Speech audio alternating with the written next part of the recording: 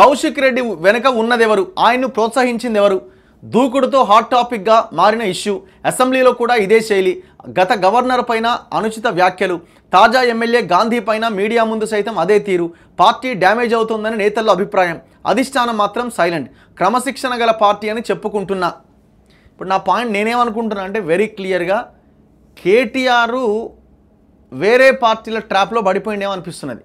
నన్ను అరెస్ట్ చేయొద్దు, మీరు ఎవరు నన్ను అరెస్ట్ చేసుకోండి, ఏమన్నా చేసుకోండి. ఇప్పుడు రాజకీయాలు ఇవన్నీ కామనే.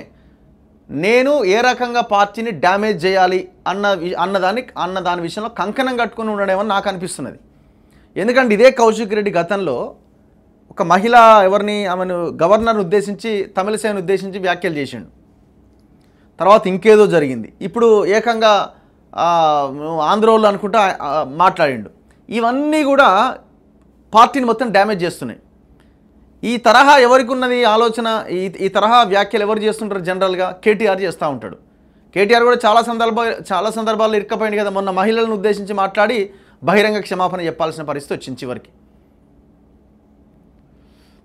సో నేను అనుకుంటున్నా ఏంటంటే కౌశిక్ రెడ్డికి కేటీఆర్కి చాలా దగ్గర సంబంధాలు ఉన్నాయి. కేటీఆరే కోవట్లాగా మారినవని నేను అనుకుంటున్నా. అందుకే బీఆర్ఎస్ వాళ్ళు మొత్తం ఆ పార్టీ డ్యామేజ్ అవుతున్నది, ఖతమైపోతున్నది ఇట్లాంటి లీడర్ల వల్ల. సో మీరు దయచేసి ఆ కేటీఆర్ని ఆ వర్కింగ్ ప్రెసిడెంట్ నుంచో లేకపోతే ఆయన చేతిలో బాధ్యతలు పెట్టకుండా చూసుకోవాల్సిన బాధ్యత మీ పైనే ఉన్నది. ఇప్పుడు నేను ఎందుకు అంటున్నా అంటే ఈ పాయింట్, రేవంత్ రెడ్డి గారు హైడ్రా అని ఒక వ్యవస్థను తెర మీదకి తీసుకొచ్చాడు. మేము గ్రౌండ్లో తిరుగుతున్నాం. చెరువుల కబ్జాలు, ప్రభుత్వ భూముల కబ్జాలు, వీటన్నింటి విషయంలో. సో ఇవన్నీ మనం గమనిస్తున్నప్పుడు ఎవడైనా దీని వెనకాల ఉన్నది అంటే టోటల్ కల్ప్రిట్ కేటీఆరే. హైదరాబాద్, తెలంగాణ రియల్ ఎస్టేట్ రంగంలో కేటీఆర్ బినామీల ఆస్తులు, పెట్టుబడులు, ప్రభుత్వం నుంచి దోచినవి, చెరువులను కబ్జాలు చేసినవి కొన్ని వేల కోట్ల ఆస్తులు ఉన్నాయి. రేవంత్ రెడ్డికి తెలియదా ముఖ్యమంత్రిగా? ఆయనే కదా రాజ్యాన్ని నడిపిస్తున్నది, తెలుసు. మరి ఎందుకు కేటీఆర్ అరెస్ట్ అయితే లేడు? హైడ్రా ఫస్ట్ అరెస్ట్ చేయాల్సింది కేటీఆర్ని. ఇక మిగతా కేసీఆర్ ఫ్యామిలీలో ఉన్న వాళ్ళ బినామీలు వాళ్ళది కూడా ఉన్నది. కానీ టోటల్ కల్ప్రిట్ ఈ విషయంలో గవర్నమెంట్ భూములని కొల్లగొట్టిన దాంట్లో కేటీఆరే. ఒక్కొక్క రియల్ ఎస్టేట్ కంపెనీకి, మాఫియాకి ఇది చేసినోడు కేటీఆరే. ఈ కంపెనీలన్నీ ఎట్లొచ్చినాయి మరి? వాళ్ళంతా ఎట్లే దిగిరు?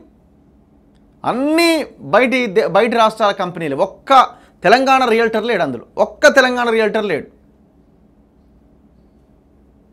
మేము అందుకే అంటాం దీని వెనకాల ఉన్నదెవరు అంటే బీఆర్ఎస్ని సర్వనాశనం చేస్తున్నది కేటీఆరే. ఎందుకు వేరే వాళ్ళ లైన్లోకి వెళ్ళిపోయి నన్ను అరెస్ట్ చేయొద్దు, మరి లేకపోతే ఎందుకు అరెస్ట్ కాడండి? ఇన్ని రోజులు ఉంటుందా? ఒక్క గుంట భూమి నన్ను రికవర్ చేసిరా హైదరాబాద్లో? ఒక గుంట భూమి ఎక్కడన్నా చెప్తున్నారా? ఆడేడబోయి కూలగొడుతున్నారు కానీ దీని వెనకాల ఈయన ఉన్నాడు, దీని వెనకాల ఒక్కడన్నా చెప్తున్నారా? ఎందుకు చెప్పట్లే? కొల్యూడ్ అయిపోయి, కాంప్రమైజ్ అయిపోయారు అప్పుడే. డౌట్ లేదు అందులో, మనం డౌట్ పడాల్సిన అక్కరే లేదు అందులో.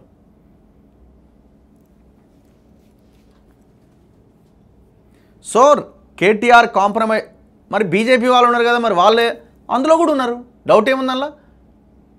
ఓ కేంద్ర మంత్రి మొత్తం హైదరాబాద్లో ఈ పార్టీల్లో ఉన్న నాయకులందరికీ పనులు చేసి పెడతా ఉంటాడు. డౌట్ పడాల్సిన అక్కరుందా ఏమన్నా? మేము ఈ మధ్యకాలంలో చేస్తున్న రియల్ ఎస్టేట్ కంపెనీల వెనక ఉన్నదెవరు? ఇక్కడ వీళ్ళున్నారు, అక్కడ వాళ్ళు ఉన్నారు. అందుకే అందరితో మంచి సంబంధాలు చేసుకుంటూ నన్ను మాత్రం కాపాడండి, నా కుటుంబంలో నా చెల్లెని ఎత్తుకపోతారా, నా బావని ఎత్తుకపోతారా, మా అయ్యని ఎత్తుకపోతారా, ఎవరినైనా ఎత్తుకపోండి, నన్ను మాత్రం కాపాడండి. ఈ లైన్తో ఆయన ఉన్నాడు కాబట్టే ఈ పరిస్థితి ఉన్నది ఆ పార్టీకి.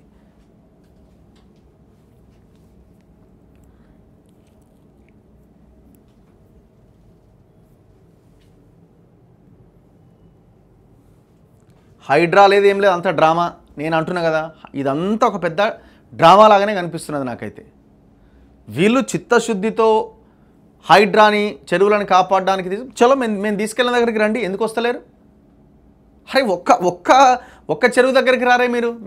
మేము పోయిన దగ్గరికి దగ్గర 10-15 చెరువులను అడ్రస్ చేసిన ఇప్పటివరకు నేను. ఒక్క చెరువు దగ్గర కనీసం ఒక బుల్డోజర్, కనీసం ఆ కూలగొట్టకపోయినా అక్కడ ఉన్న ఆ సామానాన్ని ఎత్తి అవతల వేద్దామన్న ఒక ఆలోచన ఏమీ లేదు. టోటల్ కాంప్రమైజ్ పాలిటిక్స్ నడుస్తున్నాయి తెలంగాణలో. ఎవరికి వాడు పంచుకుంటున్నాడు. ఇందులో రెండో ఆప్షన్ లేదు. చిత్తశుద్ధి తెలంగాణ ప్రజలు అన్న కన్సర్న్ ఎవరికి ఉందని అయితే నేను అనుకుంటలేను. సరే ఏదో కొంత మంచి పని చేయాలని అని ఒక దాంట్లో అనుకుంటుండొచ్చు, కానీ తెర వెనక ఒక మంచి పని వెనకాల 100 చెడు పనులు ఉన్నాయి. ఒక మంచి పని వెనకాల కాంప్రమైజ్ పాలిటిక్స్ నడుస్తున్నాయి.